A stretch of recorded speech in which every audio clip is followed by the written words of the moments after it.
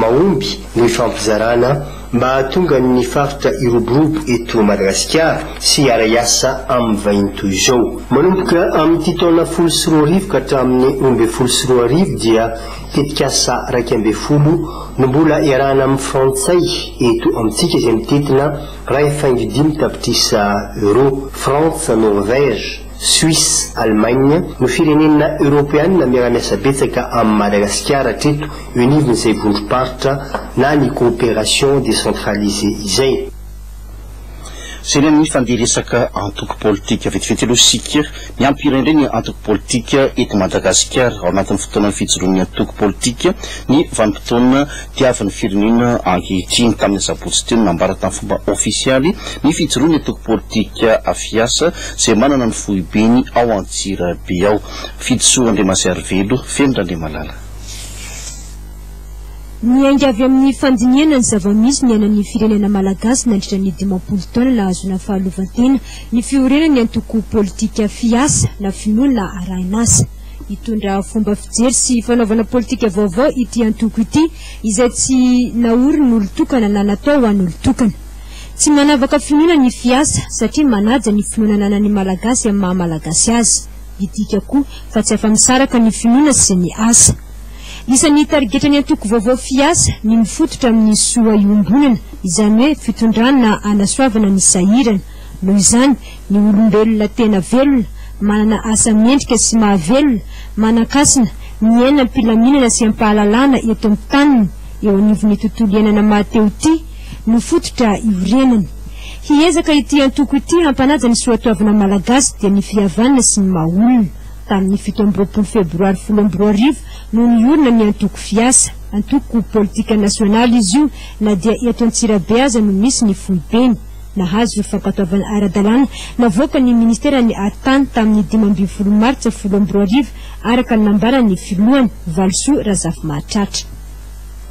Fa tao Thomas na renivohitry ny faritra Atsinanana sy manohy kosa ny antoko malagasy tonga sainana MTS nampafantatra ny mponina atany toerana ny momba sotoavana ijoroany izany antoko izany isy ihany koa moa ny hetsika ara-panatanjahantena sy ara-koltoraly tany toerana maritra Ramarikoto nakany sary Firaisan-Tsoa Andriamampiantona. Miainga amin'ny fahatsapatena ny tsirairay no ahafahana mamerina indray ny sotoavana malagasy izay fanohitra entina mampandroso sy alana amin'ny fahantrana araka ny hevitry ny malagasy tonga sainana MTS. Namaritra fehi-kevitra 20 izay narakitra ho fototra sy sotoavana ijoroany ny antoko MTS izay tarihan'Andriamatoa Jean Ratsiraka. Nampahafantarina ny vahoaka ny Tomasina sy Manovo ireo sotoavana ireo nandritra ny hetsiky ny MTS taty amin'ny faritra Atsinanana ny faran'ny herinandro lasa teo.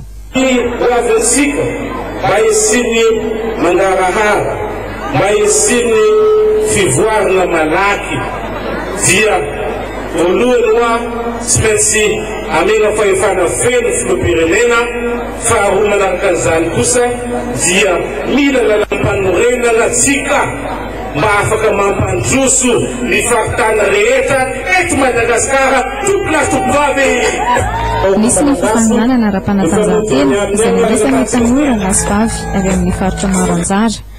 Sehatra iray anehoana ny fihavanana sy ny fahalalahana ny tsirairay ny fanatanjahantena mba ametrahana ny filaminana ara-sosialy izay isan'ny fotom-pisin'ny malagasy tonga saina.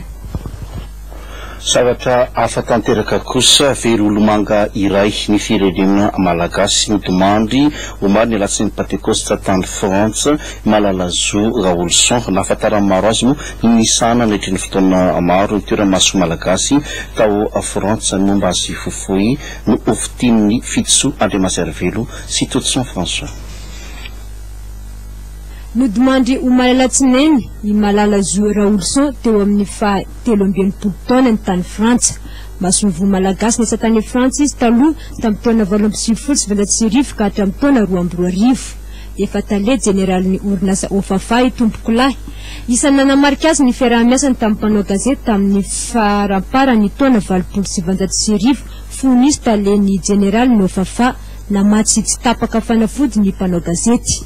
Efa nitazona ny toerana talen'ny opération étrangère tao amin'ny banque BFV tompoko lahy Malalazo Raoulson.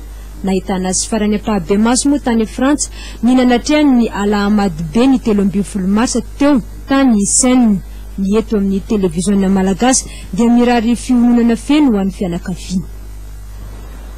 Zay momba niny fa ndekositsika resaka tontolon'ny fampianarana piasika indrindra ny fanamarihana ny fahazato taona ny EPP Etsy Sorano androany no namaranana izay fankalazana ny fahazato taona ny EPP Etsy Sorano izay sidrapianana maro no lalovan'ity sekolim-panjakana Etsy Sorano ity mbola mijoro izy hatramin'izao Solange Rakotanosy. Maro ireo olona sy tompon'andraikitra isan-karazany no volavolain'ity sekoly ity tao anatin'izay 100 taona nijoroany izay. Ankehitriny dia miisa 500 ireo mpianatra ato, 7 ny mpanabe ka ny 2 ihany no mpiasa-panjakana fa ny 9 dia ny ray aman-dren'ny mpianatra no miantoka ny karamany. Ny olana aminay zany masefatra amin'ireo ray aman-dreny ny vola aloha satria ny mpianatra anay tsy ohatran'ny EPP rehetra hoe arivo ny effectif fa ny ray aman-dren'ny mpianatra eto aminay zany eo amin'ny 100 mahery ihany. Dia raha andoha vola be tsy avita amin'ireo fa ireo karaman'ireo mpampianatra ireo zao tapitra tamin'ny volana May teo farany. Dia dika zany tsy mbola manana mihitsy izy fa raha tsy mampiditra ny parking zay dia tsy manaka atao ka ny mahatonga anay zany hoe mitazona kendrenay zany mba hafahana amin'ilay olana dia hofitana ny cantine scolaire sy le bibliotèque dia ny sinoa ny manampy anay amin'io zany ny partenariat-nay ny magasin fankatiavana ka rehefa mandeha amin'io tsy maintsy mamofa trano aminay izy dia homaifana ny ray aman-dreny zany dia vita somatsara ny karaman'ireo mpampianatra dia afakolan'izay tompoko. Tao anatin'izao fankalazana ny fahazato taona izao dia efitrano fianarana 2 miampy ny tranon'ny taletsekoly no vita. Isan'ny etaetan'ireo ray aman-dren'ny mpianatra ihany koa ny isokafa ny cantine scolaire ho an'ireo mpianatra mba hanamaivana ny fahasairanan'izy ireo.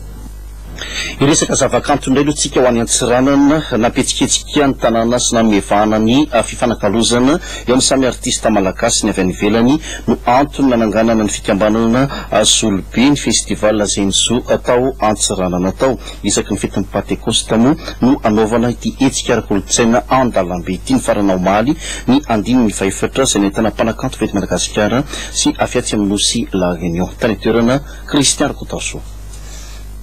Tsy tena mahazatra loatra ny eto Madagasikara ny hetsika ara-kolontsaina Andalambe saingy ity Zenzo eto Antsiranana ity dia efa tafiditra tanteraka ao anatin'ny fiainam-ponina eto Diego rehefa fetin'ny Pentecoste.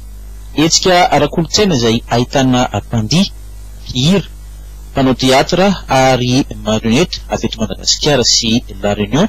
Festival Zenzo izay ikarakaray ny fikambanana Zolobe. Voalohany indrindra zegny fagnitsikitsefagna le tanàna. Fagnitsikitsefagna le tanàna aboaka amin'ny vahoaka zegny hoe ino aby le culture misy eto Madagasikara sy culture vahiny. Avy koa zegny tafiditra anatin'ny objectif zegny zo koa zegny les rencontres entre les artistes malgaches et les artistes qui viennent de l'extérieur. Hoe misy fifanakalozana trakefa zegny. Io le artiste boka any manana culture andro. Eto koa zegny atsika Madagasikara eto manana culture atsika. Dia io zegny mifanakalo le culture zegny. Dia io aminay zegny ohatana festival zegny zo zegny misy formation koa. Alohan'ny festival dia misy formation. Les artistes boka ivelany zegny magnamia les formations les artistes eto an-toerana. Ny artiste eto an-toerana koa zegny magnamia ireo le ratsiandro. Karakaraha zay zegny le tafiditra anatin'ny objectif ny festival. Nanomboka ny zoma teo ny andro ny fanokafana ny fidarana namakivaky ny tanàna niaraka tamin'ny Monique sy Jeannot ireo marionnette roa lehibe efa niteraka zazalahy kely ihany koa. Ny teatra Andalambe eo ihany koa ny fampisehoana teo amin'ny podium manoloana ny lapan'ny tanàna ary mitrony ny mponina Antsiranana hatrany izany rehetrarehetra izany. Ny festival Zenzo izay nafantoka tamin'ny ankizy sy ny tontolo iainana moa ny lohahevitra rehetra tamin'ity taona ity. Fa mbola vitsy ireo tarika mpanao teatra Andalambe eto Madagasikara isan'ireny moa ny tarika Zolobe aingana kokoa ny fiampitan'ny hafatra rehefa natao an'ny be sy ny maro tsy andoavam-bola ny fampisehoana. Nandritra ny festival Zenzo dia Le Monde sans les enfants ny lohateny tantara nalaovan'ny Zolobe Andalambe tao Antsiranana tao. Nanatrika an'izay Christian Rakotaso hitatitra amintsika ny Antsipriany.